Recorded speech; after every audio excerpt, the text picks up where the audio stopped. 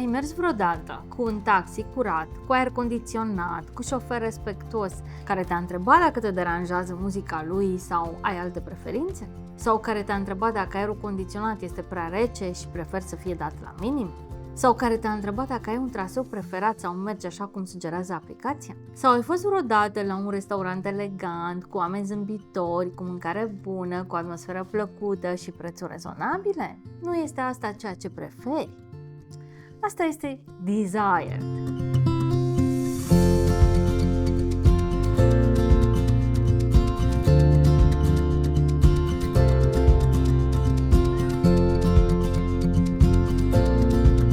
Sunt Elena Călin, expert în experiența clientului și acum vom vorbi despre nivelul de servicii desired.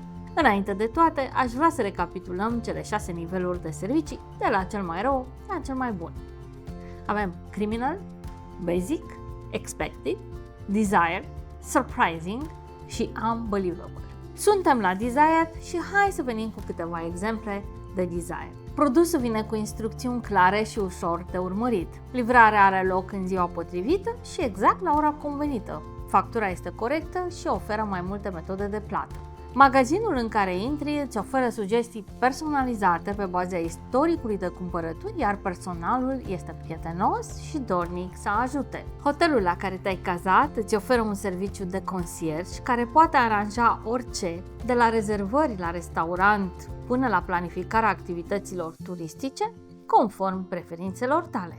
La restaurant, bucătarul este dispus să adapteze meniul în funcție de preferințele și nevoile tale dietetice, oferindu-ți o experiență culinară personalizată și memorabilă.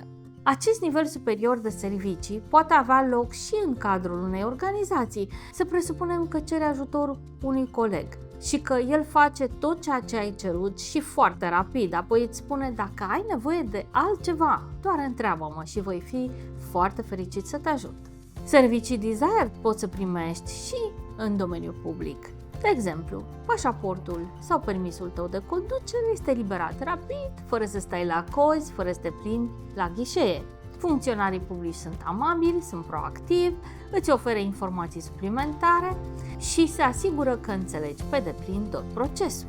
Mergi la spital și primești consiliere preventivă, recomandări personalizate pentru îmbunătățirea stării tale generale. Toată echipa medicală este alături de tine. Mijloacele de transport public sunt curate, confortabile și echipate cu facilități moderne, precum Wi-Fi gratuit, locuri rezervate pentru diverse nevoi. Aceste experiențe sunt desired, exact așa cum îți place. Acestea sunt serviciile care fac diferența și care sunt cu adevărat apreciate de cei care le primesc. Dacă îți dorești ca organizația ta să ofere servicii desired, iată câteva întrebări la care să te gândești. Cum poți să te asiguri că serviciile oferite de organizația ta ating și mențin constant nivelul desired în toate interacțiunile cu clienții? Ce procese sau practici ai putea îmbunătăți pentru a depăși nivelul expected și pentru a oferi experiențe care să creeze loialitate și să te diferențieze de competiție? Cum poți educa și motiva echipa ta astfel încât fiecare angajat să înțeleagă importanța serviciilor desired și să contribuie activ la oferirea unei experiențe remarcabile clienților? Mult succes în obținerea excelenței în servicii în organizația ta! Sper că ți-a plăcut videoul de săptămâna aceasta. Dacă ești pentru prima dată aici, te rog să te abonezi și să discuți cu colegii tăi cum poți îmbunătăți serviciile în organizația ta. Spune-mi în comentarii ce subiecte ai dori să abordezi în viitor, iar eu te aștept săptămâna viitoare, tot aici, să învățăm cum să fim lideri în Service Excellence.